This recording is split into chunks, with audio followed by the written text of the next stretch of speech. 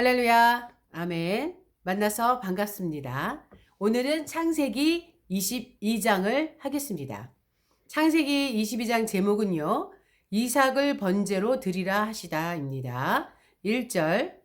그 일 후에 하나님이 아브라함을 시험하시려고 그를 부르시되 아브라함아 하시니 그가 이르되 내가 여기 있나이다. 아멘입니다. 하나님이라는 말씀이 나오는데요. 여기서 하나님을 엘로힘으로 표현한 것은 하나님의 절대성, 곧 전지전능성과 그분의 인격을 강조하기 위해서입니다. 하나님이 당신의 전능성, 즉 절대 능력과 지혜로 천지를 창조했을 때에도 엘로힘이 사용이 되었습니다. 따라서 이 명칭은 하나님이 창조주 되심과 구원 역사를 주관하심을 보여주는 명칭입니다.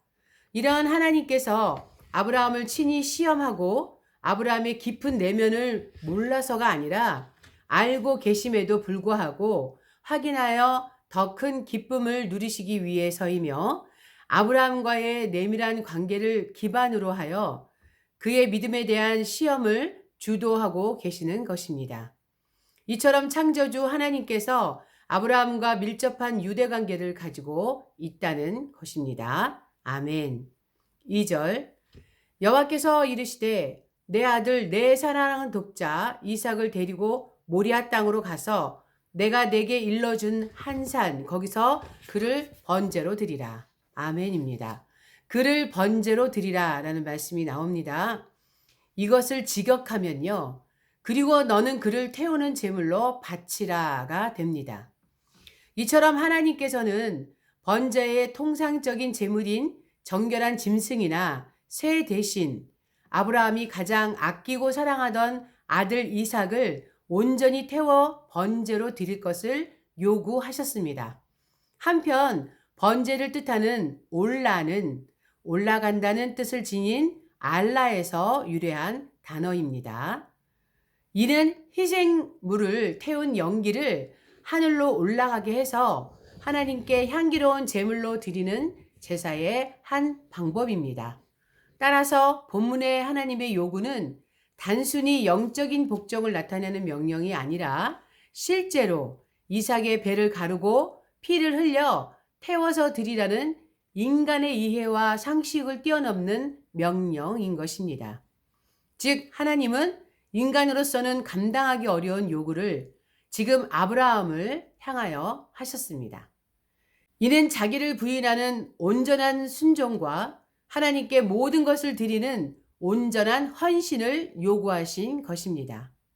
오늘도 하나님은 우리의 인간적인 판단과 이해를 구하시기보다 우리가 자신의 욕심과 자아를 죽여서 절대 신앙, 절대 순종을 행할 것을 요청하고 계십니다. 아멘. 3절. 아브라함이 아침에 일찍이 일어나 나귀의 안장을 지우고 두 종과 그의 아들 이삭을 데리고 번제에 쓸 나무를 쪼개어 가지고 떠나 하나님이 자기에게 일러주신 곳으로 가더니 제3일에 아브라함이 눈을 들어 그 먼 곳을 바라본지라. 이에 아브라함이 종들에게 이르되 너희는 나귀와 함께 여기서 기다리라. 내가 아이와 함께 저기 가서 예배하고 우리가 너희에게 돌아오리라 하고. 아멘입니다. 저기 가서 예배하고 라는 말씀이 나옵니다. 이는 아브라함이 이삭을 데리고 하나님께 경배하러 갈 것이라는 결심이 조금도 흔들림이 없음을 보여줍니다. 이와 같은 아브라함의 굳은 각오는 오늘날 하나님의 뜻을 따라 살아가야 하는 성도들에게 있어서 인간의 생각으로 감당하기 어려운 하나님의 명령이 주어졌을 때 어떻게 행동해야 하는지에 대해 잘 보여줍니다. 즉 하나님의 명령을 지키는 일에 있어서 성도는 자기를 완전히 부인하고 자기 십자가를 지는 굳은 결단이 필요한 것입니다. 누가복음 9장 23절에서 이렇게 말씀하고 계십니다. 또 무리에게 이르시되 아무든지 나를 따라오려거든 자기를 부인하고 날마다 제 십자가를 지고 나를 따를 것이니라. 아멘. 5절에 보면 돌아오리라 라는 말씀도 있어요. 이 뜻은요. 자신과 자신의 아들이 함께 되돌아오리라는 말을 하고 있는 것입니다.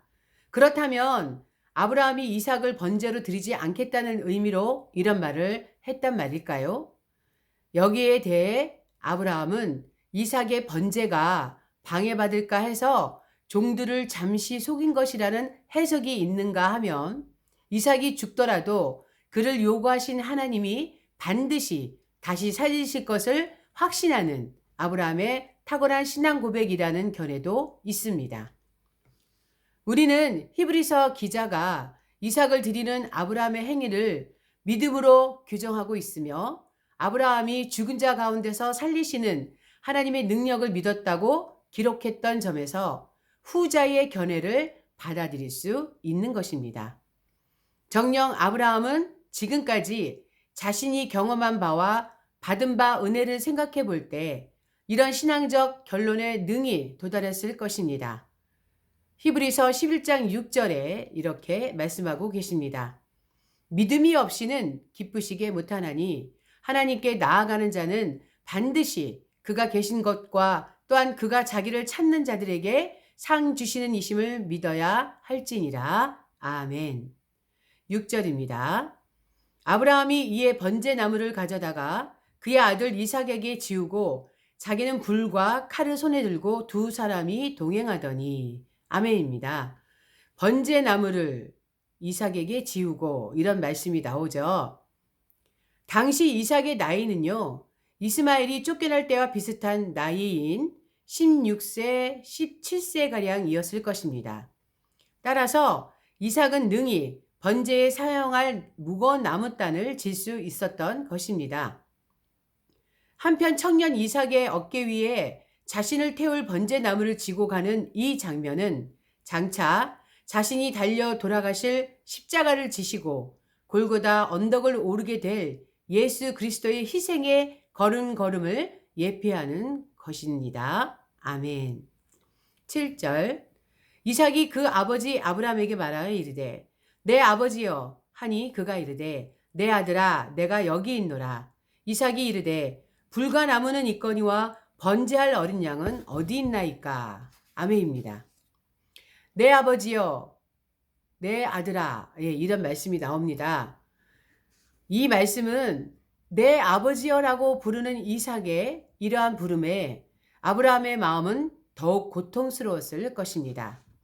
자신을 아버지라고 부르면서 믿고 따라오는 아들을 제물로 드리려 하는 그 일이 아브라함 자신에게는 신앙의 행위요 믿음의 제사가 될지 모른다. 하지만 어린 나이에 아버지 손에 죽임당할 아들 이삭의 처지를 생각하지 않을 수 없었기 때문입니다.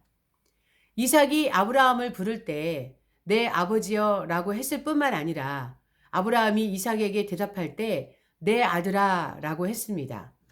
즉 본절에 등장하는 아버지 아브라함과 아들 이삭이 번제 드릴 곳으로 가면서 나눈 대화와 그의 대화 중에 아브라함이 받은 심적 고통은 온 세상에 구원받을 백성들의 참 아버지이신 하나님께서 그의 사랑하는 아들 예수 그리스도를 십자가에 달리게 하실 때의 고통을 부분적으로 보여주는 것입니다.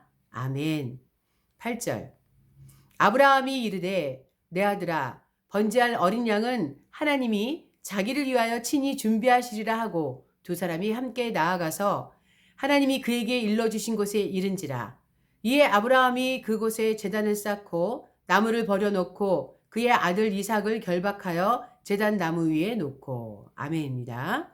이삭을 결박하여 라는 말씀이 나오죠. 당시 이삭은 혈기왕성한 나이였고 아브라함은 100세를 훨씬 넘긴 노인이었습니다. 그럼에도 불구하고 아브라함이 별다른 어려움 없이 이삭을 묶을 수 있었던 것은 이삭이 아버지의 결박을 거역하지 않고 순수히 받아들였기 때문입니다. 이는 아버지의 권위에 대한 이삭의 철저한 순종과 아버지에 대한 완전한 신뢰, 그리고 그 무엇보다 자신이 번제물이 되는 것이 아버지를 통해서 역사하시는 하나님에게서 나온 것이라는 믿음이 있었기 때문이었습니다.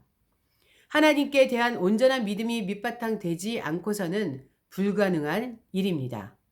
실로 절대 믿음은 절대 평안과 절대 복종을 가능케 한다는 겁니다.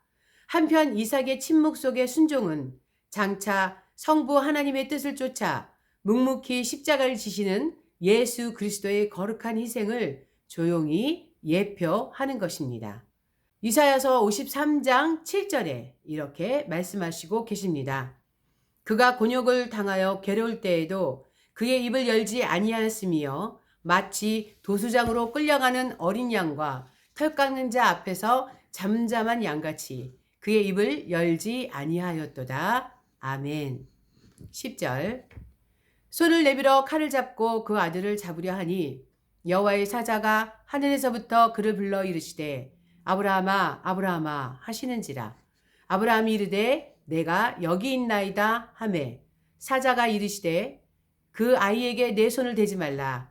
그에게 아무 일도 하지 말라. 내가 내 아들 내 독자까지도 내게 아끼지 아니하였으니 내가 이제야 내가 하나님을 경외하는 줄을 아노라. 아멘.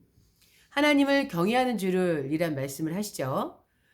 이것을 직역하면 하나님을 두려워하는 것을이 됩니다. 막연하고 감정적인 공포심을 의미하는 것이 아니라 하나님을 존경하며 그분 앞에서 자신의 부족함을 철저히 통감하는 경건한 두려움을 가리킵니다. 그런 점에서 하나님을 향한 경외는 하나님 섬기는 자의 가장 기본적인 덕목인 것입니다. 전도서 12장 13절에도 보면요. 이렇게 말씀하고 계십니다. 전도서 12장 13절에서 보면 일의 결국을 다 들었으니 하나님을 경외하고 그의 명령들을 지킬지어다. 이것이 사람의 본분이니라. 아멘입니다. 13절. 아브라함이 눈을 들어 살펴본 즉 한 순양이 뒤에 있는데 뿔이 수풀에 걸려 있는지라.